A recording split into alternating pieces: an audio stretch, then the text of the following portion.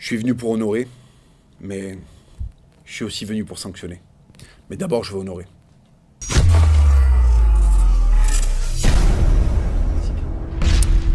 Alors, Kemonito. Donc on est dans une partie du monde qui s'appelle le Mexique, donc tout est possible. C'est-à-dire qu'à partir du moment où tu décapites une femme avec un couteau rouillé en la filmant avec un smartphone, t'as plus trop de limites. Donc dans ce pays-là, il s'est produit un truc, c'est qu'à un moment, il y avait du catch mexicain. Et on s'est dit, tiens, si au milieu de ce catch mexicain, on mettait des nains.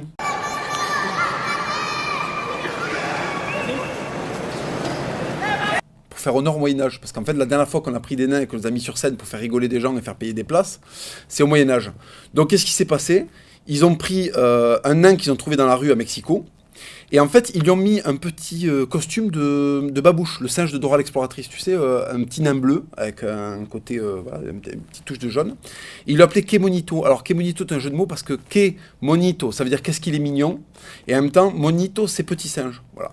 Donc, en fait, là, en 2018, au Mexique, il y a une réalité, c'est qu'il y a un nain qui a une combinaison bleue, et qui en fait tous les soirs se fait rouster par des mecs de 120 kilos. C'est la magie du Mexique et du Moyen-Âge réunis. C'est qu'en fait, le type, on le pose sur un ring, et là il y a des types haltérophiles depuis 50 ans qui font des hula hoop en l'air à la Rey Mysterio, tu vois, ou à la Huracan Ramirez pour s'envoyer les deux guibolles dans la gencive, et ce nain est au milieu, et ce nain se fait donc régulièrement péter des côtes. Voilà. Ya dile a Rey Bucanero que se calle con su ya chole, que le busque otra variante. Ya te canto que sea una de los infumables. ¡Ah! ¡Qué bueno que le fue a... Oye, ahí va, mira nada más. ¿Cómo pierde? Cayó como pasajero de los infumables. ¡Ah! ¡Qué bueno! Voilà, donc là, il vient de se faire péter deux côtes. Alors là, les mecs se marrent. Il a volé comme une peluche. C'est-à-dire, comme il est déguisé en peluche, on croit que c'est une vraie peluche. Du coup, on le jette sur des trucs en pensant qu'il n'y aura pas de fracture. Mais en fait, si, il y a des fractures parce que sous la peluche, il y a un nain, voilà, qui s'appelle Kemonito. Et alors, le mec là où c'est fantastique, là où c'est encore plus le Moyen-Âge, c'est que donc ce nain-là s'était pété les côtes au cours de cette vidéo. Et en fait, ce qui s'est passé, c'est qu'on lui a dit, si t'es pas content, casse-toi, il y a d'autres nains dans les rues de Mexico pour te remplacer. C'est-à-dire que là, c'est la violence absolue. C'est le nain jetable. Après le rasoir jetable, le nain jetable que tu peux jeter ensuite s'il est cassé. C'est fantastique. Voilà, ça. Donc vraiment, le Mexique, je pense que vraiment, il est temps qu'il rentre dans l'Union européenne. Parce que l'Eurovision, c'est de la merde, et que je préfère voir un nain se faire jeter par des Mexicains qui ont fait un peu de muscu, que, tu vois, des Irlandais chanter sous la pluie, enfin, c'est dégueulasse.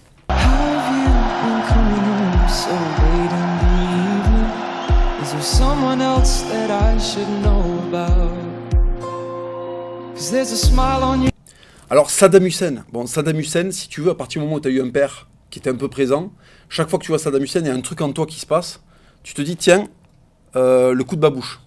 Alors Saddam Hussein, je pense qu'il faut partir dès le départ. Saddam Hussein, c'est un style. Comment il arrive au pouvoir? Il arrive au pouvoir comme un putain de gangster à Los Angeles en 1990, c'est-à-dire qu'il mitraille un mec dans une bagnole. Ce qui s'appelle un drive-by. C'est ce que faisait Tupac, Biggie, voilà. Sauf que lui, il est devenu président de l'Irak. Et au lieu de faire du gangsta rap, en fait, il a fait de la politique. Donc, il démarre, il tue un mec. Et puis à 22 ans, Kassem. Après avoir tiré sur Kassem, il a été mis hors la loi. Et voilà, donc il le flingue dans une espèce de bagnole des années 70. Petit pantalon à pince, moustache. Il y a un côté résistance française, mais Miami Vice en même temps. C'est-à-dire que là, tu vois, il y a un peu la rencontre de GTA Vice City et de Jean Moulin. C'est quand même assez spécial. Et tout ça dans un décor oriental, avec derrière la menace de la babouche, tu vois. Donc il flingue le mec, il prend le pouvoir. Et alors là, c'est la régalade. Donc si tu veux, c'est construire des bâtiments avec du marbre et du carrelage partout. C'est toute une gestuelle, Saddam Hussein. C'est-à-dire que par exemple, il y a un moment, le mec débarque, il y a des enfants qui lui amènent des fleurs, et il fait ce geste incroyable, c'est-à-dire qu'il les regarde pas et puis il fait ça en se marrant. Alors ce geste incroyable, ça veut dire c'est cool, bravo, ça peut vouloir dire aussi dégage, casse-toi. Tu sais pas s'il leur dit merci ou casse-toi, c'est fantastique. Donc les gosses sont là, ils attendent, ils veulent lui donner des fleurs, et Saddam Hussein il se marre comme ça, il leur fait des trucs comme ça sans les regarder, fantastique. Ça c'est la mise à l'amende absolue. But in the privacy and safety of one of his several palaces, he could celebrate. A white-suited Saddam was clearly at ease and enjoying the birthday concert by a group of flower-waving children, saluting with all the right words the man some Iraqis like to call Papa. Voilà, donc ce style-là est incroyable. Saddam Hussein, c'est les explications très longues avec des mecs à moustache qui sont obligés d'écouter. parce que c'est lui le père du game.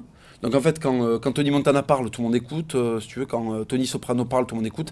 Quand Saddam Hussein, tout le monde écoute. Donc il est tout le temps entouré de mecs à moustache. Et il y a des explications très longues sur des thèmes pourris. Voilà, par exemple, il y a une vidéo où le mec explique qu'en fait, il faut bien se laver. Il explique comment se laver. Conseil des ministres. Il a un petit chapeau, une petite chemise fantastique. L'odeur, il y a l'odeur de sa transpiration.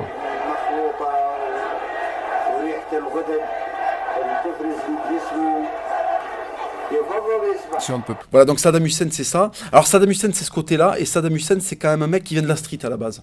Donc il a amené son style de la street au plus haut niveau. C'est-à-dire que là, dans le palier présidentiel, il y a le moment où il commence à se faire livrer des flingues, tu vois, les gens ne comprennent pas. C'est son cabinet d'études, et tout d'un coup, il y a un M1 Garand de la Seconde Guerre mondiale qui débarque, il est plaqué hors le truc, tu vois. Il y a une Kalachnikov, elle a été ciselée, dessus on fait sa gueule par un bijoutier feuge qu'il a ramassé dans les rues de Bagdad. Enfin, le mec est incroyable, en fait, il n'y a plus de limite. Chaque fois qu'il y a un flingue qu'il aime bien, il fait graver, il met des chevaux dessus, des dromadaires. Enfin, en fait, son cerveau, c'est une soupière. On a mis Aladdin et tous les trucs du Moyen-Orient, et hop, il a touillé, et de temps en temps, ça explose, il fait des trucs incroyables. Donc, si tu veux, Saddam Hussein, déjà, je le respecte pour ça. C'est-à-dire, avoir une collection de flingues quand t'es président, tu vois, François Hollande, il a une collection de cravates. Saddam Hussein, il a une collection de tanks, en fait. Donc, si tu veux, bon. Alors, Saddam Hussein aussi a la particularité incroyable. En fait, quoi qu'il fasse, si tu mets n'importe quelle musique de Eazy-E, n'importe quelle musique West Coast d'ailleurs, sur une vidéo de Saddam Hussein, ça fonctionne. Regardez. You can call it what you want, being a gangster is so neat. Yeah, gangster beat for the street. Come on, motherfuckers, come on. Come on, motherfuckers, come on. You can call it what you want, being a gangster is so neat.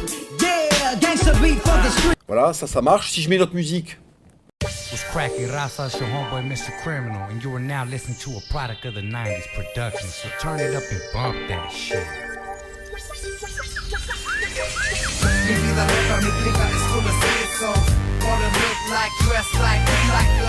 ça marche encore. Voilà, donc Saddam Hussein, en fait, il y a un pont entre Eazy-E, Ice Cube et Saddam Hussein.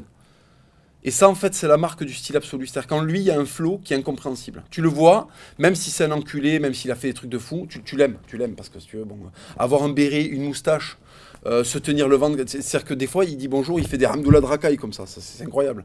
Quand tu tapes le torse en faisant des Hamdoullah alors que tu es président de l'Irak, est-ce qu'en fait, tu vas dealer un pain shit à la Courneuve? Tu vois, le mec, d'un moment à l'autre, il fait des trucs de fou comme ça. Donc, énorme respect.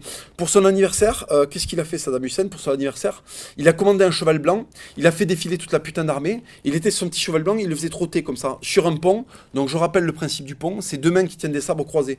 Et les mains sont moulées sur ses mains. C'est-à-dire que là, le type, voilà, il prend le style, tu vois, il prend le style à pleine main comme ça, et puis il te le jette dans la gueule comme si c'était des whiskas, c'est que toi, t'étais le dernier des chiens dans un chenil de l'espère.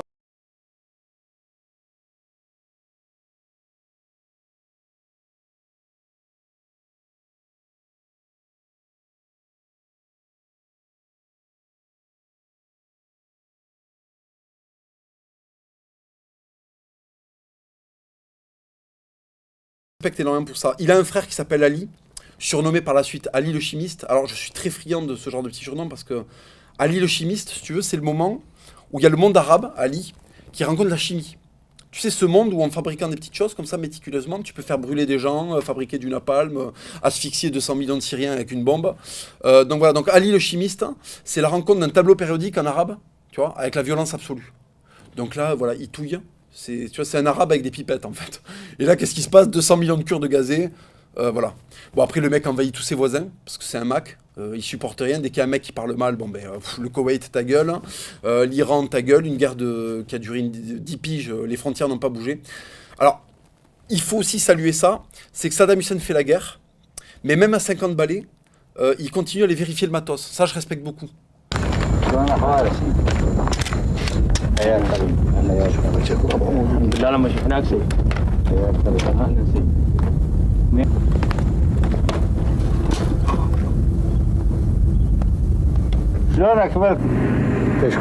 C'est-à-dire qu'il va avoir des postes mitrailleuses dans les montagnes de Bédouins, tout le monde s'en bat les couilles, tu vois, dans un coin de l'Irak que personne ne va envahir. Il va voir un mec qui s'appelle Abdoul, tu vois, qui tient sa mitrailleuse, ça fait 10 piges qu'il est en poste. Il va le voir, il lui met des petites tapes sur la joue, comme ça il fait Mleh, c'est bien, bravo. Et après il lui montre comment tirer. C'est-à-dire qu'il y a des images d'archives de Saddam Hussein en train de saucer des mecs imaginaires. Ça c'est incroyable. Tirer sur du vent pour montrer que tu es toujours opérationnel, fantastique en fait. Il n'y a pas que ça, il y a aussi l'aspect Saddam Hussein avec ses enfants. Parce que c'est un Mac à l'extérieur, mais c'est un Mac à l'intérieur. À un moment, il y a Uday ou Kusai, je sais plus. Il y en a un des deux qui était un Mongolien, qui fait une fête arrosée et qui tue un mec. Il tue un mec avec une calache en rigolant, comme ça, voilà. Donc Saddam Hussein le gifle devant tout le monde et le met au trou. Et allait le voir tous les jours. Il sortait son flingue comme ça. Un espèce de Beretta dégueulasse, métallique un peu. Il lui collait contre la tempe, puis il dit qu'est-ce que je fais, je te bute ou pas? Est-ce que t'es une merde? Argumente, est-ce que t'es une merde? Donc si le gosse tous les jours il est trop d'arguments, non je suis pas une merde. Il se mettait à pleurer, à chaque fois Saddam il rangeait son flingue, il dit allez c'est bon, reste 2-3 jours de plus au mitard et puis on finira par te sortir de là pour faire quelque chose de toi. Donc voilà, il y a l'aspect Mac. Alors il faut savoir que Saddam Hussein est un des rares êtres humains au monde qui a un préposé au fusil. Alors Saddam Hussein fait un truc, il y a un fils de pute qui lui amène un fusil, Saddam Hussein tire, sans regarder le mec qui lui amène, ça c'est très important. Un mec t'amène un fusil, c'est pas « ah merci ». C'est comme Roland Garros, tu vois, avec Roger Federer, on lui amène une serviette, il va pas regarder le fifou qui lui a amené la serviette et une balle, tu vois, il s'en bat les couilles. Le mec a été choisi par la BNP, va te faire enculer. Donc là c'est pareil, là il y a une espèce de mec qui débarque comme ça avec un fusil, Saddam Hussein prend le fusil sans regarder le mec, il le charge, il regarde la foule et il tire, comme ça un peu blasé.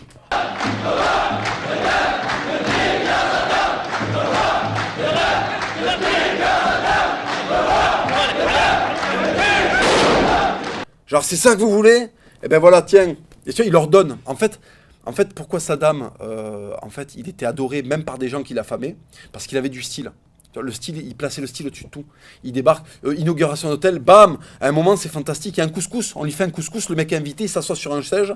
Et là, alors là, il met le style encore plus haut. C'est-à-dire qu'il s'assoit pour tirer. C'est-à-dire, il a le côté, je suis capable d'aller tuer un cerf à 600 mètres depuis mon trône plaqué hors d'Irakiens. Donc il tire, les mecs se baissent en face parce que si tu veux, l'angle du fusil est à 1 mètre de la tête d'un mec dont il s'en bat les couilles, tu vois. Mais ça, c'est incroyable. C'est-à-dire que ce niveau de style est au-delà de tout ce qui a existé. C'est pour ça que les gens me demandent souvent qu'est-ce que j'ai avec Saddam Hussein. Voilà, ben, rien que pour ça.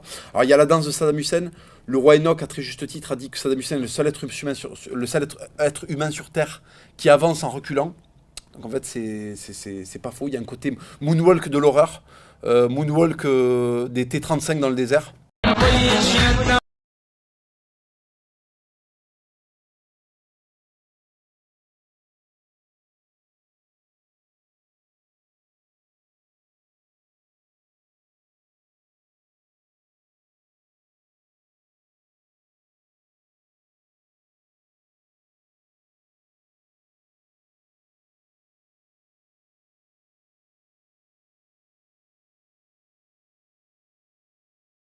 Du cash aux enfants pauvres d'Irak. Très stylé, il y a un côté le tonton à la fin du ramadan. Tu sais, ton père est une merde, mais ton oncle pèse parce qu'il a fait un kebab qui s'appelle l'Irak. Et en fait, il vient, il te met une glace de billets, il tape sur la joue, il dit hey, c'est bien, casse-toi.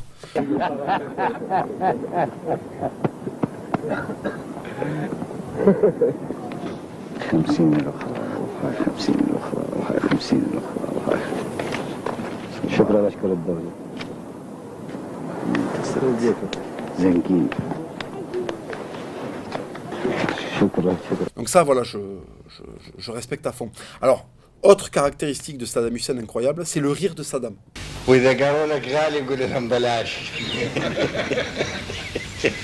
Alors, le rire de Saddam, c'est un rire de ventre, c'est très spécial. Il y a le rire de dos, donc ça c'est le rire ouvrier, c'est tu te marres, ça vient du bas de la colonne, c'est la blague t'a pris par surprise. Et après, il y a le rire de ventre. Alors, le rire de ventre, c'est en fait, t'es relâché au maximum, les épaules vibrent, parce qu'en fait, le ventre... tu vois, le ventre se gonfle comme ça et se secoue. Là, c'est quand ton niveau de détente est tellement grand que le rire vient du fond de l'estomac, en fait. C'est le rire de « j'ai bien mangé, je domine le monde, tout le monde est obligé de rire à ma blague, je suis détendu au max, je suis sur mon fauteuil. » Et là, tu vois, ça fait comme ça, les épaules vives, il n'y a pas un son incroyable. Ça, c'est là où tu reconnais le style. C'est, voilà.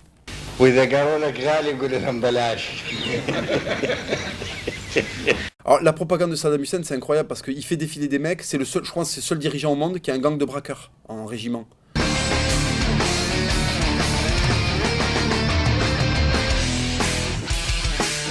S'il a un régiment, c'est des mecs, c'est des braqueurs du 9-4. Ils sautillent comme ça devant lui, il leur fait des espèces de saluts de la main qui n'existent pas. C'est les seuls soldats du monde, quand ils passent devant Saddam, ils lui font des... Bien, tu vois ce que je veux dire, c'est incroyable. Il est très proche de son équipe. Tu vois, il y a un côté, c'est le boss des braqueurs et il les connaît. Tu vois, il boit le même Tropico qu'eux, en fait. Ça c'est incroyable. Alors, il a engagé des chanteurs pour chanter des chansons à la gloire de l'Irak, à la gloire de Saddam Hussein. Donc, les chansons sont incroyables. C'est Saddam Hussein, son slip il est tout le temps propre. Saddam Hussein, quand il va à la chasse, l'oiseau se met dans le viseur parce qu'il le respecte. Enfin, il est incroyable, en fait, tu vois. Et les mecs qui chantent ça transpirent tout le temps.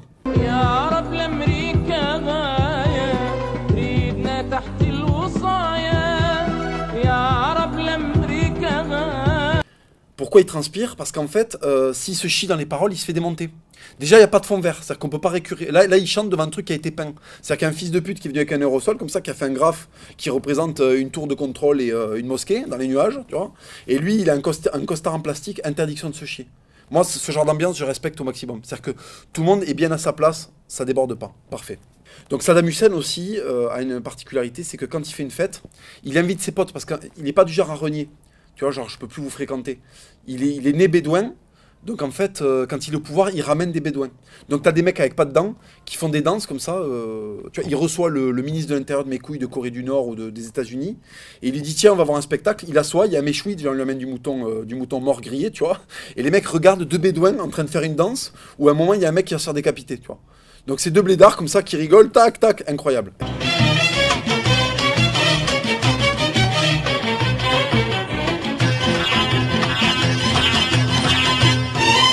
Alors Saddam Hussein, c'est aussi une attitude. C'est qu'à un moment, il est tellement gros que le costume est sur mesure. Il garde quand même un costume militaire. On entend de paix, mais regardez, j'ai un petit béret, je suis en kaki, parce que si jamais les Américains arrivent, hop, je me camoufle et j'en nique un ou deux. Tu vois, le mec t'explique que même s'il peut perdre une guerre, il va quand même en flinguer un ou deux, ce que je respecte énormément. Bon, c'est vrai qu'après, quand il s'est fait choper, c'est-à-dire que même au plus bas, on est comme dans... Là, je fais une petite analogie avec Scarface. C'est comme dans Scarface, plus il se fait attraper, plus il est stylé. C'est-à-dire que là, il est dans le tribunal, déjà, il a une pose comme ça. Il lui manque plus qu'un cure-dent. C'est Joe Pesci, en fait, dans Casino. Donc les mecs sont là, oui, les crimes contre l'humanité, tu fais avec des trucs, mais ta gueule, tu vois bien sûr qu'il y a un crime contre l'humanité, c'est... Est-ce que tu crois que c'est facile de présider le game en Arabie? Non. Donc à un moment, il y a 2-3 mecs qui passent à la trappe. Bon, bref. Et donc, si tu veux, il est là, on lui parle, et il fait des trucs sensationnels, c'est que c'est le seul gars qui s'est fait juger à La Haye. Et quand on lui parle, il fait des gros... Tu vois, j'ai envie... Qu'est-ce que tu dis en arabe, tu vois? Qu'est-ce que tu dis? Ça, c'est génial.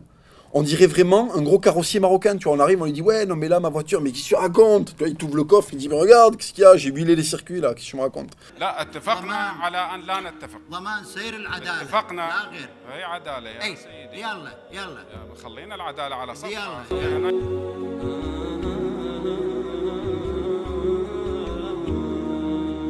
Fantastique. Les mecs le pendent, il s'en bat les couilles.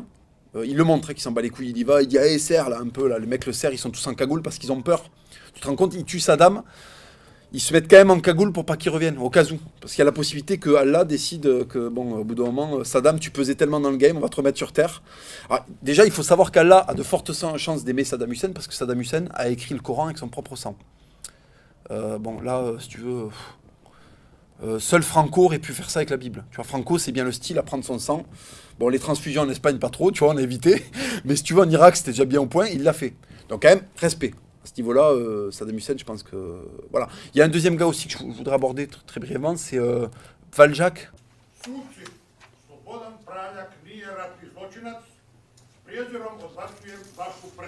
Stop, please. Please sit down. We suspend, please, the curtains. Odlaze uz policijsku pratnju i još jedno vozilo za pretpostaviti je Il y a deux mecs au tribunal de La Haye qui ont dit allez vous faire foutre. C'est le croate là qui s'est envoyé sa petite fiole. Donc ça, alors là le message est encore plus génial, c'est je vous encule tellement que je préfère m'enculer que vous m'enculiez. C'est le triangle de l'encul absolu. Et là on peut plus rien faire. Le mec est mort, on peut pas le juger. Et toutes les victimes sont là, mais alors, ben non. Voilà. Fin du game. Saddam c'est aussi une moustache. C'est la moustache. Donc déjà, il faut savoir que son crew, les gens qui l'entourent dans l'armée, j'ai l'impression que dans l'armée irakienne, tu prends du grade quand t'as une moustache. Dès qu'il est quelque part, il y a 3 mecs avec une moustache. La moustache, c'est la fiabilité. Tous les mecs fiables avaient des moustaches. Staline, enfin les mecs bons en organisation, si tu veux. Staline, bon, Saddam Hussein. Kadhafi, par exemple, n'a pas eu de moustache. Il a fini à l'arrière d'un pick-up en train de se faire défoncer le cul. Là, je pense que, tu vois, il y a eu le... Tu vois, Omar Bongo a une moustache. il est toujours là. Denis Sassou Nguesso s'est refait pousser une moustache, tac, il est là. Voilà. Donc si tu veux, j'ai l'impression qu'il y a une petite corrélation entre la moustache et la durée dans le game, si tu veux. Voilà. Donc Saddam Hussein, très intelligent, s'entoure de mecs avec des moustaches pour être sûr que tout le monde dure au maximum.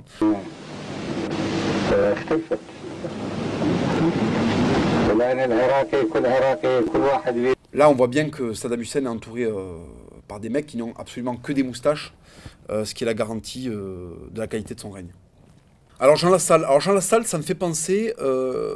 Jean Lassalle me fait penser au moment du Jurassic Park, quand l'électricité du parc, elle saute. Et là, les gens commencent à comprendre que le dinosaure, là, le dinosaure qui a la collerette, là, le dinosaure algérien, celui qui peut mollarder du venin, le dinosaure est en liberté, celui-là. Et puis après, il y a des plus gros dinosaures encore. Il y a les vélociraptors, il y a les triceratops. Bon, les triceratops, ils broutent, mais enfin, ils te mettent un coup de tête, paraplégie. Donc, si tu veux, là, les mecs commencent à... Et là, si tu veux, c'est le moment où je me disais, merde, il y a le T-Rex. Et bien, avec Jean Lassalle, c'est, oh putain, merde, il y a le T-Rex, mais il y a Jean Lassalle. C'est-à-dire que là, on a libéré le plus gros dinosaure qui n'ait jamais existé dans Jurassic Park. C'est-à-dire même les enfants ne veulent pas aller le voir. Ils savent qu'il est dans le parc, ils veulent pas parce qu'il pleure. Ils voient Jean Lassalle, il pleure. Il est trop impressionnant. Il mange trop de viande tous les jours, il fait trop de trucs. Ouais, c'est un trop gros dinosaure, tu vois. Alors Jean Lassalle, j'ai un respect immense pour lui parce que Jean Lassalle, il a fait quand même deux choses qui sont à mes yeux d'une valeur absolue. Il y a le moment où, si tu veux, il y a l'hémicycle, c'est le rendez-vous de la tarloserie organisée, tu vois. Il y a le triste Sarkozy qui veut prendre la parole. Bon, tout le monde est là, tout le monde l'écoute. Et à un moment, il y a une voix qui se lève. Et là, tout le monde écoute. Qu'est-ce que c'est ? Tu vois, on cherche la chanson de Roland. Qui c'est ? C'est Charlemagne, c'est Saint-Louis, c'est Guy de Bar. Qu'est-ce qui se passe ? C'est Hugues de Pin. Quel est le chevalier français qui est rentré à l'hémicycle pour entourer une chanson en béarnais ? Et là, en fait, tout le monde se tourne et on voit une espèce de berger de 2 mètres, Jean Lassalle, en train de chanter une chanson qu'on n'avait pas entendue à Paris depuis, je sais pas, la prise de Constantinople, en fait, tu vois, depuis le siège d'Arras, tu vois, quand il a fallu ramener tous les Gascons là-haut. Le mec chante des chansons qui ont retenti dans la cathédrale de Pau en 1202. La parole est à M. Sarkozy. Monsieur le Président, Mesdames et Messieurs les députés, le Premier ministre vient... Monsieur, s'il vous plaît, vous pouvez vous asseoir et ne pas chanter dans cet hémicycle. Asseyez-vous. Monsieur, comment il s'appelle lui ? Monsieur l'huissier, vous pouvez vous asseoir, s'il vous plaît. C'est le moment où la France, elle est là, elle a son petit visage un peu américanisé comme ça, et l'autre il débarque et en fait il lui fait une faciale d'Occitanie. Il lui fait une faciale de Béarnais. Les mecs ne comprennent pas. Il leur parle une langue, pour la comprendre, il faut avoir fait des croisades avec Saint-Louis. Tu vois, c'est le moment où les mecs mangeaient de l'ail à Saint-Jean-d'Acre avant d'aller à Damas pour affronter Saladin, si tu veux. Donc, à partir du moment où tu as ce genre de tricks, c'est-à-dire quand tu connais les chansons de la chevalerie de 1202, qu'est-ce qui se passe ? Qui peut parler avec toi ? Qui peut parler avec Jean Lassalle ? Je crois que je connais Serge Pey. Et nous mangeons les fruits que nous volons dans les arbres. Et nous plantons des arbres pas encore nés des arbres. Et nous sommes l'entrée de la maison. Et nous sommes le toit de la maison. Et nous sommes la porte de la porte. Et nous sommes la table qui mange la table où rôte le pain et le vin. Parce que le mec, il fait de la poésie au Mas d'Asile avec un bâton, tu vois, il y a la poésie d'action, il parle occitan. Il y a peut-être ce mec-là qui peut parler avec Jean Lassalle, mais tous les autres, qui peut parler avec Jean Lassalle ? Qui ? Mais sans doute Saddam Hussein peut parler avec Jean Lassalle. Lolo Ponce peut parler avec Jean Lassalle. D'ailleurs, ils sont de la même grande région, le sud-ouest.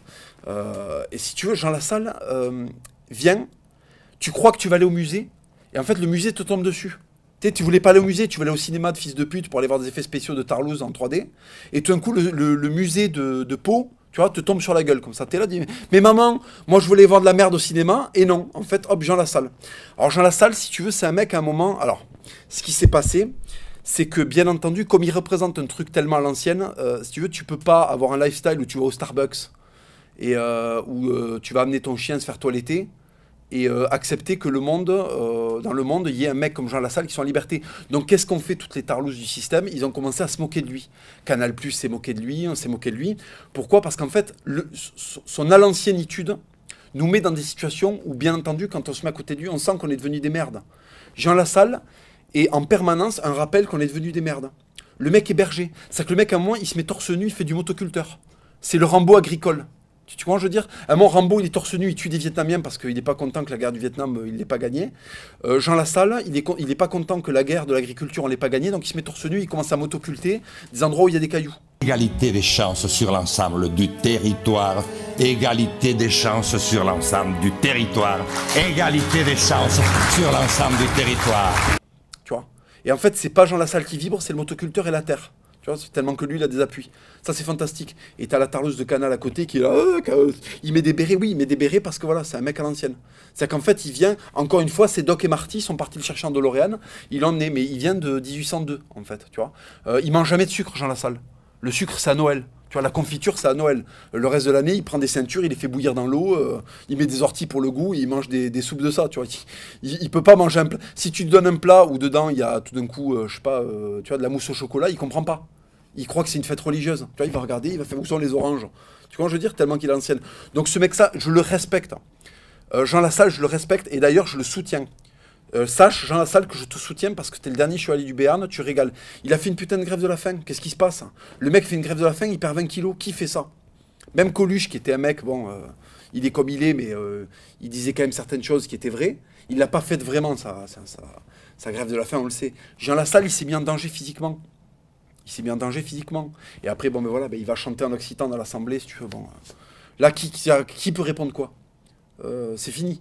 C'est parce que là, il y a le risque que le Sud se soulève, tu vois, comme au Moyen-Âge, que le Sud se soulève et que tout d'un coup, il y ait d'autres chevaliers, tu vois, Lolo Ponce, qui le rejoignent et qui se mettent à tarter des mecs dans l'Assemblée en leur mettant des coups de gourdin, comme en l'an 1002, comme en l'an de grâce 1002, tu vois. Donc voilà, énorme respect à Jean Lassalle. Vraiment, Jean Lassalle, je t'adore. Alors, Steven Seagal, c'est intéressant parce que Steven Seagal n'a pas de... C'est-à-dire qu'il a une tête. Les émotions devaient venir en avion d'Italie et en fait les émotions sont crachées de l'Atlantique, donc le mec a vécu toute sa vie sans émotion en fait, donc il fait des têtes monolithiques et le combo je n'ai pas d'émotion et je fracasse des bras en faisant de l'aïkido de Russes, de Jamaïcains ou de gangsters portoricains, c'est fantastique. C'est-à-dire que tous ces films c'est le même truc, il arrive, il a un petit blouson, tu vois, un peu, bon tu le regardes, il est un peu pourrave et en fait il attrape des mecs, il les tord. Il y a quand même cet extrait incroyable où il cherche Richie. Voilà, donc Richie, si Steven Seagal lui tombe dessus, c'est fini, Richie, il va le plier en deux. Alors, Steven Seagal est le seul homme sur Terre qui a un temple qui lui a été dédié au Japon. C'est parce que les Japonais, ils vénèrent deux trucs, ils vénèrent Bob Sapp, Godzilla et Steven Seagal, tu vois. Il y a le moment où Steven Seagal, c'est un kaiju. Tu vois, c'est un mec qui sort de l'océan, il arrive au Japon, les gens sont là, mais qu'est-ce qui se passe? Pourquoi tu tords des poignets comme ça, 25 mecs en même temps? Donc il lui faut un temple. Steven Seagal est incroyable parce que Steven Seagal est devenu le pote de Kadyrov. Alors on l'a amené faire une danse, la Zginka, qui est une danse du Caucase, particulièrement belle chez les Tchétchènes. Et donc en fait il est venu à Kadyrov en Tchétchénie, et en fait il commence à danser pour faire plaisir à Kadyrov, c'est incroyable. Гость и сам не остался в стороне от культурного мероприятия. Лезгинка в его исполнении никого не оставила равнодушным.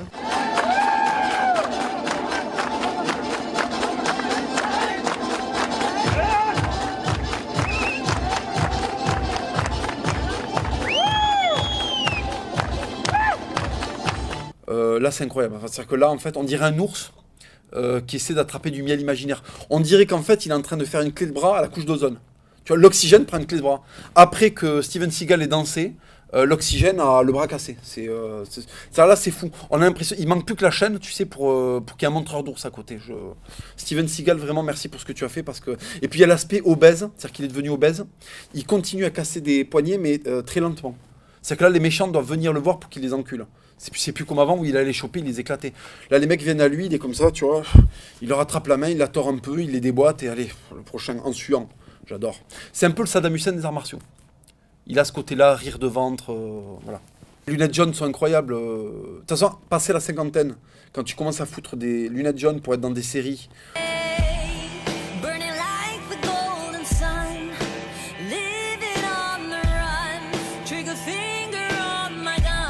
Où au lieu des délinquants, tu les fracasses, ce qui est complètement, tu vois, pas du tout dans l'air du temps, on peut que te respecter. Parce que je rappelle quand même que le pitch de sa série, c'est « Bonjour, je suis flic, je fais de l'aïkido, et quand il y a un portoricain qui vend de la coke à une femme blanche, je le déboîte. » Voilà. C'est une politique un peu Afrique du Sud. Bon, là, c'est la partie où je sanctionne. Alors, je vais être obligé de sanctionner un gros morceau de la France, quand même, qui est l'éducation nationale. Alors, énormément de respect, hein, quand même, pour pour certains membres de l'éducation nationale, c'est pas facile. Quand tu as une classe de petits Gaulios et qu'il faut leur apprendre des textes de Victor Hugo, j'imagine qu'à un moment, c'est un peu complexe. Cela dit, il y a des solutions. Alors actuellement, les profs font des ateliers pour gérer Jean, Kevin et Abdel, tu vois, qui sont un peu, ils ont des casquettes à l'envers, ils n'ont pas trop envie de sortir leurs affaires de leur sac. Donc ils font des ateliers avec 25 femmes dépressives pour apprendre à se comporter devant les racailles. Voilà. C'est-à-dire comment se mettre à genoux dans le bon angle devant les racailles. Face à cette syndicaliste, une professeure des écoles chez qui, il y a quelques années, on a diagnostiqué un burn-out. Parce qu'elle est en poste quelque part dans la région, elle ne souhaite pas être reconnue. Ce qu'elle a vécu face à une classe d'élèves difficiles, elle ne le souhaite à personne. Elle a perdu pied et son médecin généraliste l'a arrêtée avant qu'il ne soit trop tard. Je pense qu'on peut vite déraper parce qu'on est des êtres humains face à des êtres humains. Et puis les enfants ne font aucun cadeau. Et je pense que quand on est vraiment très fatigué, un geste malheureux peut vite arriver. Alors moi j'ai une proposition pour l'éducation nationale, bande de merde, c'est de faire appel à des mecs comme Éric Mercadier. Voilà. Alors Éric Mercadier, qu'est-ce qui se passe? Éric Mercadier, c'est un type, en fait, il gère des équipes de rugby. C'est-à-dire qu'à un moment, il y a des mecs de 100 kilos qui font de la merde, et il débarque, et il leur met des gifles. Et les mecs bougent pas, même s'ils font 100 kilos. Ça s'appelle le respect. Alors, de quoi vient le respect? Ça vient qu'à un moment, tu leur apprends des trucs en leur mettant des gifles. Alors, j'ai entendu qu'il voulait te bouger. J'ai entendu qu'il voulait te bouger. J'ai entendu Eric. Flo. Et qui c'est ce type? Pascal. Qui c'est ce type? Qui c'est ce type? De quel droit? Vos amis, c'est vos amis, ça? Qui se foutent de votre gueule? C'est ton ami, ça, qui a dit ça? C'est ton ami, ça? Qui se permet de dire on va les bouger, ces connons, on va les bouger. Qui c'est qui a dit ça? Alors mes gars, alors là les petits, alors là les types quoi. Qui c'est qui s'est permis de dire ça? Qui c'est qui s'est permis de foutre de ta gueule? Tu vas leur montrer. Pas la deuxième, pas la troisième, pas la quatrième minute. Dès la première minute, tu vas leur montrer qu'ici on a des coranes. Tu vas leur montrer qu'ici on a du cœur. Tu vas leur montrer qu'ici on a des tripes. Tu vas leur montrer quoi, qui c'est qui va gagner. Tu vas leur montrer qui c'est qui va reculer. Tu vas leur montrer aujourd'hui. Alors par contre, derrière, ils ne parlent pas du tout de vous. Derrière, vous êtes des charrettes derrière. Vous êtes des trompettes derrière. Vous ne servez à rien derrière. Merci les gars, vos amis. Vos amis. Vos amis, Gambris. Vos amis. Ils se foutent de votre gueule. Messieurs, régalez-vous. Matraquez-les. Matraquez-les, quoi, les mecs. Moi, on s'est jamais foutu de ma gueule. Si un jour quelqu'un se permettait comme ça. Putain, j'aurais vécu une chose, c'est l'exploser. Voilà. Là, les mecs font 100 kilos. Ils font 100 kilos, qu'est-ce qui se passe? Personne ne répond. Il leur met des tampons, personne ne répond. Il les a dressés. Pourquoi? Parce qu'en fait, ils sentent que lui, il a la réserve de couilles suffisante pour qu'ils aillent le suivre. Ils savent que ce qu'il leur dit, il pourra le faire lui après. Tu vois? Il leur donne envie. Il les attrape par le col, leur dit arrête d'être une merde, réveille-toi là, réveille-toi. Il leur tire pas une turlute. L'éducation nationale, c'est tuto, turlute. Tu vois, ça rime, tuto, turlute. C'est venez apprendre à tailler des turlutes à Jean-Michel Racaille pour qu'il finisse sa scolarité. Non, ça marche pas comme ça. Moi, si je veux récupérer l'éducation nationale, déjà, je mets Éric Mercadier, tu vois. Même pas en sport, partout, même en français, tu sais, les mecs pleins d'écrits de bas. Bon, Victor Hugo, qu'est-ce qui se passe là? Tu vas la prendre ou tu vas pas la prendre, tu vois, avec un pousson comme ça dans la mâchoire. Et je mets Marc Mercier. Marc Mercier, il y a la gifle avec élan, ok. Il y a la faciale, il y a la gifle en ponation faciale. Allez! Stop! T'es professionnel et t'es casqué, toi, maintenant. Tu m'en refais une, tu m'en refais une de professionnel, trou du cul, d'accord? Donc là, la gifle en ponation faciale, c'est fantastique, parce qu'en fait, le mec fait un truc, et au lieu de mettre la gifle avec élan, là, c'est la gifle en mode, tu prends le visage, tu annules le visage. T'as une tête de merde, je tape dessus pour voir si ça génère une nouvelle tête, moins merdique que la précédente. Donc ça, c'est fantastique. Quand il frappe le mec et qu'il lui dit « fais-moi ça en professionnel si tu veux, voilà. Ça, je le mets à l'éducation nationale. On attrape les élèves, on dit « fais-moi ça en professionnel, je peux te garantir qu'à la fin de l'année, tout le monde aura fait ça en professionnel. » Parce que t'as pas envie qu'il y ait Éric Mercadier ou Marc Mercier qui te mettent des tartes faciales en t'expliquant de la vie, tu vois. Alors, le rugby, c'est intéressant qu'on l'aborde. Parce que dans le rugby, déjà, il y a la notion de « je me présente ». Je suis pas une merde inconnue, je me présente. Donc là, il y a une vidéo qui est une pépite quand même, parce que c'est un mec qui dit « Bonjour, je suis un monsieur ». Alors je te dis cette phrase comme ça, tu vois. N'importe quel prof devrait dire « Bonjour, je suis un monsieur » à la rentrée, de la façon dont le dit ce gars-là. Alors, puisqu'on ne se connaît pas, Sylvain, Thomas, tous les nouveaux, Audi, Andy, présentez-vous. Présentez-vous. Aujourd'hui, vous êtes là, c'est un derby, le club en a besoin, on en a besoin. Présentez-vous. Qui je suis? Les gars, qui je suis? C'est moi! C'est moi! Je suis un monsieur! Cette saison, ça va fumer! C'est moi! Ça, c'est se présenter! Voilà, donc quand t'as un mec de 2 mètres qui dit « Bonjour, je suis un monsieur » en criant dans un vestiaire, il a la tête, la tête c'est un champ en jachère, tu vois. Il y a le motoculteur de Jean Lassalle qui est passé juste avant. Tu sais pas si c'est un visage ou si c'est une location de matériel. Alors, tu te dis, est-ce que ce mec-là a pris une moissonneuse-batteuse, il se l'a encastré autour du cou pour se faire une tête en attendant qu'on lui donne une vraie... Tu vois que Noël prochain, ses parents aient l'argent pour lui acheter une nouvelle vraie tête. Donc quand tu as ce genre de mec-là qui te dit, bon, on va se présenter, eh ben si tu veux, après, si lui, il était prof de maths, tout le monde serait très fort en calcul à la fin de l'année. Tu vois. Donc ce que je suggère à l'éducation nationale, c'est au lieu de mettre des tarlousses de la fac qui ont lu Clouscar et comment il s'appelle et Bourdieu pendant des années, prenez des mecs qui ont connu le vestiaire en fait. Le synthol, tu sais l'odeur du synthol là. Le moment où tu attrapes un mec pour te chauffer, tu lui mets un coup de tête, tu lui casses le nez.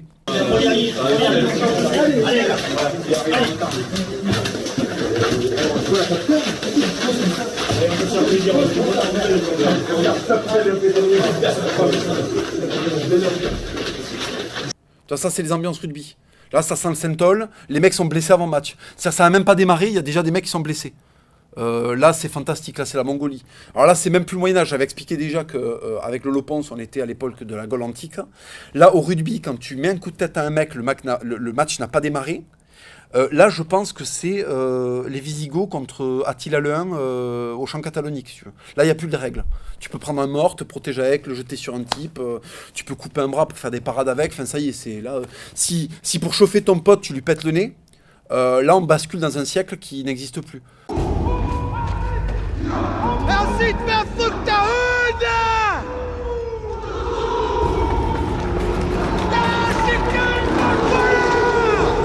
Paris n'est pas prêt, si tu veux. Enfin, quand je dis Paris, il y a le Paris que je respecte, mais je veux dire, voilà, l'éducation nationale n'est pas prête à ça. Donc, ce que je propose, c'est d'envoyer des mecs comme ça faire un stage dans le 9-2.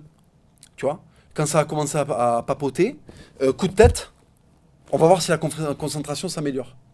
Alors, c'est bien qu'on parle d'éducation nationale parce que je me rends compte qu'on s'emmerde à faire des stages pour essayer de voir comment est-ce qu'on pourrait faire en sorte que nos élèves branleurs se bougent le cul, tu vois, pour faire le minimum.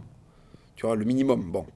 Je suis tombé récemment sur un type qui fait de l'escalade, qui est handicapé. Il a le bras explosé. Donc l'histoire de ce mec, elle est assez stylée parce que il s'est pointé quelque part, en fait, et il voulait faire du vélo. Parce qu'il avait des bras explosés et il voulait se servir de ses jambes pour faire du vélo. Et là, on lui a dit, casse-toi, t'es un putain d'handicapé. Et là où je respecte, là où ça devient un Rambo, là où ce mec devient une machine, c'est qu'il a dit « Ah d'accord, donc en fait, je peux pas faire du vélo parce que j'ai des bras de merde. Eh ben vous savez quoi, je vais faire de l'escalade. » Parce que l'escalade, c'est le dernier sport qu'il faut faire quand t'as des bras de merde. Mais lui, si tu veux, pour troller, il se dit « Bon voilà, mes bras c'est Krang. Tu vois, Krang de Tortue Ninja, chaque bras. Eh ben je vais faire de l'escalade. »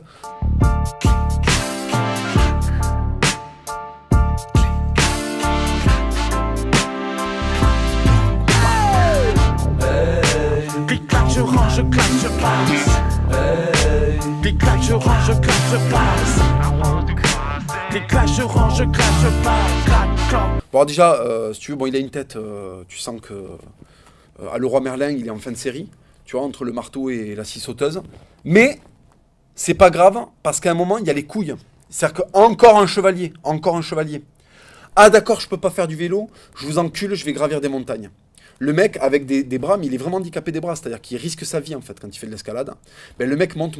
Quand je vois une merde qui fait 1m90, 100 kg, qui est incapable de se bouger le cul alors qu'il a tout, tu vois, il y a des clubs de boxe, il y a des clubs de sport, ou même à l'école, quoi, tu vois, on lui donne sa chance et il s'en branle.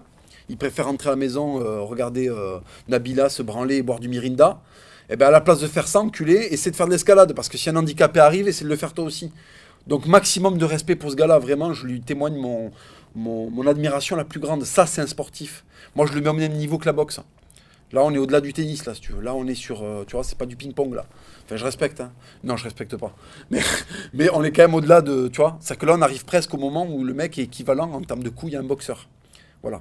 Il peut mourir. Il peut mourir. Énorme respect. Moi, je vis dans mon camion, un peu simplement, hein. Quand j'ai envie d'aller sur un spot d'escalade, ben, je prends mon camion, je bouge. Je fais comme faisaient les hommes de Cro-Magnon il y a très longtemps. Ils chassaient la bête, ils ramenaient à manger à leurs femmes et tout. Et ben moi, je fais un peu ça, quoi. Hein. J'essaye de survivre et de vivre le plus simplement avec des outils les plus simples de notre société. Alors, je voudrais aussi parler de Amin Dada. Alors, Amin Dada, il est fantastique. Donc, Amin Dada, il fait 100 kilos quand il est en forme, parce qu'après le reste du temps, il fait 130 quand il est président. Donc, je suis tombé sur une image d'archive. Bah, écoutez, je vous laisse regarder. Et puis...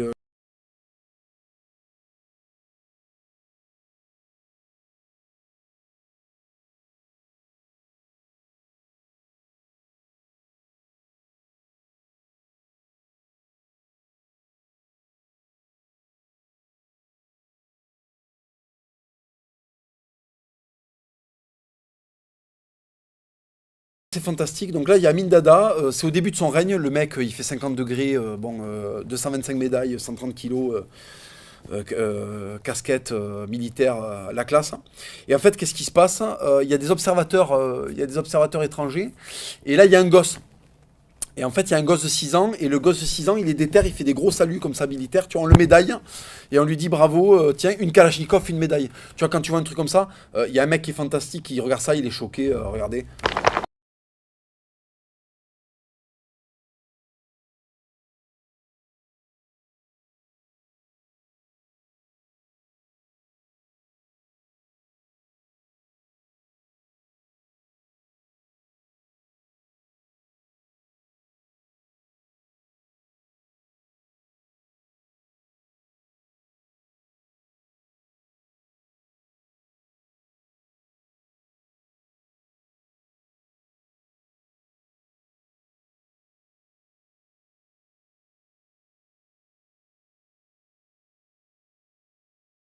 Voilà, ça, là, c'est fantastique. C'est-à-dire que là, visuellement, voilà, enfant de 6 ans, il défile avec son pote Amin Dada.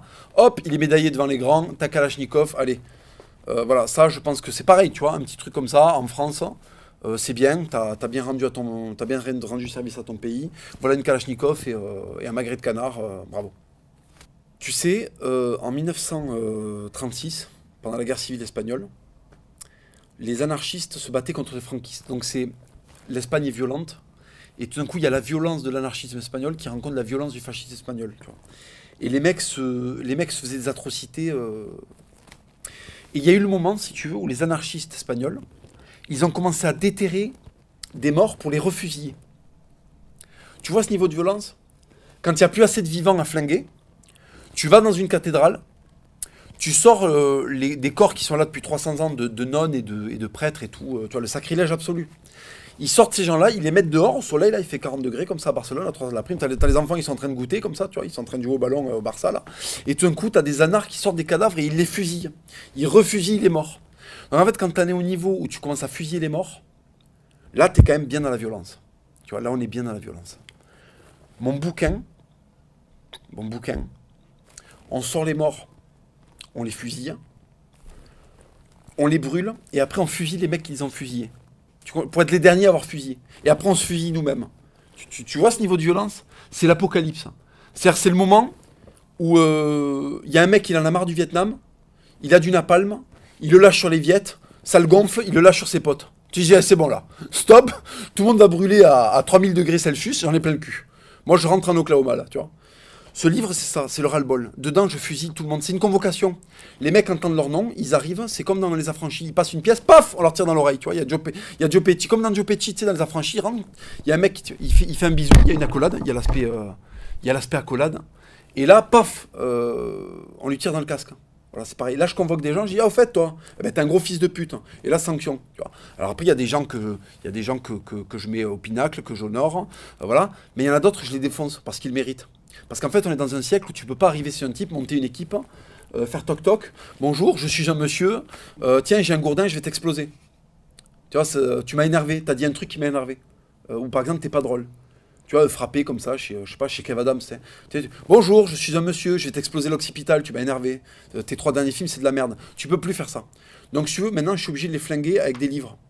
Pour expliquer aux gens ce qui devrait se passer dans une société saine.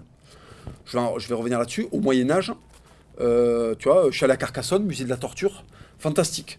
Quand tu faisais de la flûte de travers, que t'étais une merde, il y avait une torture, c'est pendant 3 jours, on te mettait une flûte en bois comme ça qui était accrochée à ta gueule, donc tu te baladais partout avec une flûte. C'est ah ouais, toi t'es un flûtiste de merde, eh ben tiens, voilà, balade-toi avec ta flûte, tu vois. Tu te baladais avec une flûte. C'est-à-dire que les mecs te parlaient, quand tu te tournais, t'avais ta flûte comme un trou du cul, comme ça, tu te prenais dans les murs, t'allais chier, tu pouvais pas te torcher parce que les mains étaient attachées à la flûte. Donc les mecs étaient là pendant 3 jours comme ça avec les mains sur la flûte, tu vois. Ça c'est pour apprendre à bien jouer. Quand tu faisais des blagues, tu vois, quand tu faisais le fifou, quand tu faisais des blagues qui étaient, tu vois, que tu t'étais moqué d'un mec qui pesait parce qu'il était allé faire les croisades, on te mettait un petit casque en métal d'âne. Donc pendant 4 jours, tu avais une tête de porc, comme ça, en acier, et tu te baladais avec ta tête de porc, tu pouvais pas manger, ou on t'accrochait, les gens te jetaient des pommes de terre, des brocolis, ils t'enculaient, enfin ils faisaient ce qu'ils voulaient, ils pouvaient te cracher dessus, te verser de la merde, voilà. Là c'est fini, on ne peut plus attraper les gens et leur dire, prendre les gens à témoin et dire, bon là, appelez le sergent, parce qu'il a fait de la merde, il faut que le bourgmestre vienne lui donner du bâton. Donc si tu veux maintenant, je vais faire des livres pour donner du bâton. Ce livre, c'est donner du bâton. C'est amener des mecs, je les pose comme ça, je leur enlève les fesses, tu vois, je leur enlève le jean, et je commence à taper sur les fesses comme ça devant tout le monde. Tu vois, mais avec un truc, avec des clous, tu vois, pour qu'ils comprennent quoi. C'est de la rééducation, mais en même temps c'est de la sanction. Alors écoute, je vais pas te mentir, bon ça s'adresse à tout le monde parce que j'ai envie que cette société change, mais si je suis honnête, ça s'adresse surtout à ma fanbase qui me connaît voilà, depuis l'époque FDP de la mode. En fait, on revient à l'esprit de l'article FDP de la mode dévastateur, sauf qu'entre-temps, j'ai pris de la maturité, j'ai travaillé sur des projets avec Marceau, une BD FDP de la mode qui s'est très très bien vendue, donc j'ai eu des bons retours. Mais là, on revient aux fondamentaux, en mieux, avec toute l'expérience entre guillemets, du nouveau Papacito qui a évolué et qui est prêt à délivrer du à l'ancienne, mais avec toute l'expérience et le background de maintenant, quoi. Alors tu me demandes ce que ça me fait de sortir un livre. Là, je t'avoue qu'il y a une forme de consécration. Je vais t'expliquer pourquoi. Moi, il y a des livres qui m'ont percuté de plein fouet. Il y a des choses que j'ai lues à l'école, donc il faut bien que je reconnaisse quand même que l'éducation nationale, il n'y a pas que du mauvais. Mais par exemple, tu vois, quand j'ai été confronté à l'œuvre de Rimbaud, moi j'aime beaucoup la poésie, Baudelaire, Rimbaud. Alors après, je dois avouer que la poésie que je préfère, c'est la poésie quand même plutôt hispanique, donc Federico García Lorca. J'aime beaucoup aussi la poésie Rubén Darío, poésie sud-américaine magnifique. Bon, Proust. Moi, si tu veux, quand je lis Proust, j'ai pris un impact, je me suis dit, on peut mourir, on a le droit de mourir, à partir du moment où on laisse quelque chose de digne, qui soit autre chose que la Fashion Week ou avoir gagné l'Eurovision, tu vois, de laisser une œuvre majeure, que ce soit musicale, écrite. Alors je ne sais pas si elle sera majeure, mais je vais pouvoir laisser le testament de ce qu'a été à un moment la pensée française avant que la culture française ne disparaisse, avant que la civilisation française ne disparaisse. Là, on est au même moment où Rome va disparaître. Rome va disparaître, les barbares vont gagner, et on va perdre 6 siècles de majesté, on va perdre 6 siècles de civilisation, de finesse. On va basculer vers autre chose qui va peut-être être fécond, mais on va perdre. Là, on perd une part de notre culture. Et en fait, j'ai lu un livre donc, qui retraçait les écrits de Sidoine Apollinaire. Sidoine Apollinaire, j'en parle souvent parce que je trouve qu'il est assez prépondérant dans la compréhension de la chute de Rome et dans la direction qu'a pris la France par la suite. Sidoine Apollinaire, c'est un gars qui a beaucoup fait en fait la transition entre le grand empire impérial romain et les Visigoths. C'est-à-dire qu'il a vécu... C'est un gallo-romain, lui, donc il était déjà plus un romain, il était déjà un romain acculturé. Il a compris qu'on basculait d'un monde vers l'autre. Et il a accompagné les Visigoths, il a accompagné les Gaulois et les Romains dans la fin de leur monde. Et je trouve que c'est très beau d'avoir accès à ça. Et moi, je veux me faire le Sidoine Apollinaire de l'époque dans laquelle je suis en train de vivre. C'est-à-dire que je l'ai vécu sous divers aspects, par les métiers que j'ai faits, par les expériences que j'ai eues. Et je pense que maintenant, j'ai la maturité suffisante pour essayer de témoigner de ce que ça a été. Avant que ça disparaisse et qu'on me dise que ça a été une chimère ou que c'est exagéré, j'ai le moyen d'expliquer voilà, quelles ont été les bêtes mythiques. Avant qu'elles ne deviennent mythiques, quelles ont été les bêtes mythologiques, les bêtes magnifiques, les monstres magnifiques qui ont parcouru notre siècle. Alors, si je devais offrir mon livre à quelqu'un, je pense que j'essaierais de l'offrir. J'ai pas d'idée en tête. Il faudrait que je me questionne sur le type qui a fait la plus grosse provoque littéraire de tous les temps, qui a vraiment écrit quelque chose de violent. Je l'offrirais à quelqu'un qui a à la fois la poésie et la violence en lui. J'ai lu un bouquin qui s'appelait Don Gregorio, nain d'Espagne, qui parle d'un nain qui pendant le franquisme essaie de survivre.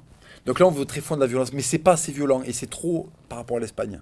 Moi, je parle très peu de l'Espagne dans mon livre. Je parle vraiment du sud-ouest que j'aime, de la France que j'aime, de l'Espagne aussi que j'aime, mais tu vois, c'est général, même je parle de certaines choses dans le monde. Et si tu veux, il faudrait que je trouve le mec, parce que Sioran, c'est un putain de dépressif. Et j'ai pas envie d'offrir mon bouquin à Sioran, c'est une merde. Il faut quand même un mec qui ait mis des bourre-pifs. Peut-être que je pourrais l'offrir à Hemingway. Parce qu'Hemingway, si tu veux, il met des calottes célestes, et à côté de ça, il a des grands moments d'atterrement poétique. Tu vois, il aimait la boxe, la guerre, enfin la guerre non. Il a fait la guerre en la détestant. Il aimait la boxe, il aimait la corrida. Peut-être que au final, je le donnerais à un mec comme ça, tu vois. Un mec qui soit un peu entre la violence dans la vraie vie et qui ait quand même compris la beauté du monde et qui soit capable de la savourer. Parce que c'est ça FDP, c'est et un peu de beauté du monde, un peu de poésie et la violence extrême pour témoigner de ça. Voilà. Donc peut-être que j'essaierai de l'offrir à Hemingway, en fait. Alors non, en fait, en réalité, j'ai dit que je parlais de certains phénomènes qui sont mondiaux, mais c'est surtout la société française. C'est surtout la société française. En fait, 80% c'est la société française. Il y a un petit peu d'Espagne dedans parce que j'ai des bonnes anecdotes. Et puis après, le reste, effectivement, ça peut être des choses qui nous dépassent, qui sont même générales, tu vois, le rapport qu'on a au travail. Mais à chaque fois en déglinguant. Bon, de toute façon, je vais quand même pas mentir, c'est plus un bouquin de mise à l'amende et de grosses gifles dans la gueule qu'un bouquin de Cosette qui rencontre Germinal et on va pleurer dans les chaumières. Tu vois, il y a un moment quand même où il y a 2-3 balayettes, si tu veux. C'est un peu Zangief dans un magasin de porcelaine. Il y a 2-3 trucs qui sont renversés, on ne paye pas à la fin. Alors, par rapport à ma méthode de travail, c'est assez simple. C'est qu'en fait, je vais bien, je m'installe, et au bout d'1 minute 30, il y a quelque chose qui m'énerve. Un vêtement, une tête, une manière de faire, la façon dont on a dosé le truc qu'on m'a servi. Et à partir de là, j'ai envie de brûler le monde. Donc en fait, qu'est-ce qui se passe? Comme je suis catholique et que je peux pas brûler le monde, ça ferait du mal à ma grand-mère et à mon père, du coup, qu'est-ce que je fais? J'écris des trucs hyper violents. Parce qu'à un moment, si tu veux, dans le monde, on t'envoie de la merde. Il y a le côté, tu es en train de marcher, tu vois, tu es heureux, tout se passe bien, et tu prends un jet de caca. Tu es là, putain, mais c'est de la merde. Mais quelqu'un m'a envoyé de la merde. Et là, en fait, il y a 2 solutions. Soit tu es un Pakistanais, tu commences à sortir avec une hache dans la rue, et en fait, tu découpes des mecs, avec des slogans monumentaux, tu vois, du style on va brûler New York, tu vois. Soit tu intériorises. Il y a 3 solutions. Soit tu sors dehors, tu brûles des gens, soit tu intériorises, soit tu fais un cancer. Parce que tu as trop intériorisé. Alors le cancer, non merci. Buter des mecs dans la rue, pas de suite. Donc d'abord, on va prendre la méthode courte et tranquille. Donc un peu de haine. Donc tout ce qu'on m'envoie en caca, hop, je ramasse comme ça, je m'essuie un peu et hop, je renvoie. Tu vois ce que je veux dire? Pour que les gens en prennent aussi. Mais si tu veux, le problème c'est que je suis sujet quand même à trouver beaucoup de choses ressemblent à du caca. Donc je suis tout le temps énervé. Donc en fait, tout est énervant. Tu vois. Tu vas t'asseoir, tu commandes une bière, elle est tiède, fils de pute. Tu vois, et le mec, t'as envie de le prendre, de lui expliquer. Tu vois, 8 €, parce que c'est ça maintenant le prix d'une bière, 8 €. Il faut que la bière elle soit fraîche. Si elle n'est pas fraîche, normalement je te coupe une main pour me récupérer le. Tu vois. Hein, pour me pardonner, il faut que ta main. C'est le mal que tu m'as fait de me niquer ce moment-là, il faudrait que je le récupère en te coupant une main, au moins. Ou un doigt. Au moins un doigt, tu vois. Il fait 50 à l'ombre, tu commandes une bière, c'est 8 € parce que t'es à Paris. Le mec qui te l'amène, c'est un métrosexuel, elle est tiède. Bon, mais là, 3 doigts. Moi, je demande 3 doigts. C'est pas. Tu vois ce que je veux dire? Voilà. Mais comme tu peux pas avoir 3 doigts, ben, je fais des livres. D'ailleurs, le jour où j'arrête d'écrire, je pense que j'achète un Ford Galaxy, je roule sur les gens. Tu vois, c'est...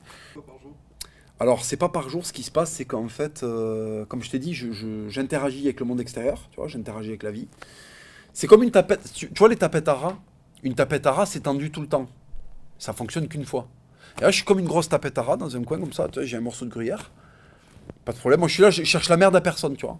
Et là, tout d'un coup, tu sais, il y a un petit rongeur qui vient comme ça. Je n'ai rien demandé, moi. Il est pour moi le gruyère. C'est pas parce que je l'ai posé que je vais pas le manger, tu vois. Et le petit rat, il vient, il grignote. Et là, qu'est-ce qui se passe? Fracture des cervicales. Parce qu'en fait, c'est, tu vois, c'était un truc à ressort, pas Décathlon. Ceux qui sont interdits pour niquer les loups. Sauf que là, l'a mis pour un rat. Donc le rat, si tu veux, il est sectionné en deux. Tu vois, voilà. Donc en fait, ce qui se passe, c'est que j'écris... je suis tranquille pendant une semaine. Il y a un truc qui m'énerve. Je fais 4 articles en... Tu vois, 4 articles en 2 jours parce que je vais faire des nuits blanches pour les écrire. Alors, une fois que j'ai purgé la violence, une fois que ça va mieux, là, je commence à rigoler. Mais après, je suis pas une référence en termes de rire parce que, par exemple, un nain qui trébuche, ça me fait rire. Donc, je peux pas te dire si mon livre va être marrant parce que si tu... un nain... Mais déjà, un nain qui fait un saut, ça me fait rire. Tu vois, quand j'étais gosse, mon grand-père, qui est né en 1919 en Espagne, il riait jamais parce qu'il avait fait la guerre. Le mec ne riait jamais. Et en fait, il y avait un programme qui passait. Donc on avait le câble espagnol, tu sais. Il y a un programme qui passait et c'était un nain qui marchait. Il était déguisé avec des petits grelots et il trébuchait sur un jambon. C'était ça le sketch, hein. Il n'y avait pas de dialogue. Il trébuchait sur un jambon. Et mon grand-père, le mec s'étouffait de rire. Parce qu'en fait, avant 1900, enfin avant 1950, si tu veux, un nain qui trébuche, c'est rigolo. Et moi, je continue à rire de ça. J'ai envie qu'on continue à rire des trucs à l'ancienne, en fait. Kev Adams, chiant. Jamel Comedy Club, chiant. Tu vois, les trucs, tu vois, les blagues stand-up avec le mec en costume. Rempart, 50 mètres, et on le pousse dans le vide. Pour voir si quand il tombe, ça fait rire. Mais on peut le déguiser, tu vois. Au lieu de le pousser d'un rempart pour qu'il s'explose comme une merde tout seul, on prend, je sais pas, comment il s'appelle, un qui est navrant, là, Thomas Sisley. On le met à Carcassonne, là-bas, tu vois, ou à Albi. Et puis, tu vois, on le pousse avec la jambe, comme ça. Et on le déguise, je sais pas, en truite, en dinde, un truc qui fasse marrer les gens. Et le mec tombe, il s'explose, et c'était ça le ressort comique. Voilà. Donc, tu vois, double d'une pierre deux coups, les gens rigolent, et on arrête avec l'humour de merde. Alors, il y a de la politique. Bon, après, c'est plus des comportements. C'est plus, si tu veux, on est plus axé sur les petits comportements de merde qu'il faut sanctionner, sur la tristesse de la vie. Il y a le côté, tu vois, prendre le métro. Il y a le côté, si tu veux, il y a un moment, j'aborde aussi le mec qui vient te parler parce que c'est un mormon américain et il veut t'apprendre Jésus-Christ. Et toi, t'es italien, t'es français, t'es espagnol. Enfin, en fait, il y a les cathédrales les plus vieilles du monde dans ton pays et le mec veut t'apprendre le Christ. Et il vient du Delaware, tu vois. Quand ton pays, quand ton pays a créé les Frosties, ne viens pas me parler de Jésus-Christ. Ne viens pas me parler de Jésus, en fait. Jésus, le mec qui l'a crucifié, le mec qui a forgé les clous qui ont servi à crucifier Jésus, il est d'Albacete, tu vois, il est de ma région. Tu vois, Jésus, si tu veux, Jésus, il vivait à 1000 km de la France, tu vois. Jésus, il était à 800 km de l'Italie. Donc en fait, toi, tu viens du Delaware, tu viens d'un endroit où on tire sur les Indiens avec des comment ça s'appelle, les carabines là, des Winchester. Ta gueule. Tu vois, moi je suis allé à la cathédrale de Séville, ne me parle pas de Jésus-Christ, interdiction, tu vois. Si ton pays a commis fausse blonde infiltrée, ne me parle pas de Jésus. Tu vois ce que je veux dire? Moi mon pays, la France a créé le magret de canard. Tu vois, on a fait la bataille de Bouvines. Quand t'as pas fait la bataille de Bouvines, ferme ta gueule. Tu vois ce que je veux dire? Je veux dire, c'est mignon, Andy Warhol, mais enfin, prendre des pots de tomates et dire c'est de l'art, va un peu te faire enculer, tu vois. Mais là, c'est le même principe. Le Andy Warhol du christianisme, c'est les Mormons. Et les mecs sont là, toi, t'es européen, et les mecs t'expliquent Jésus.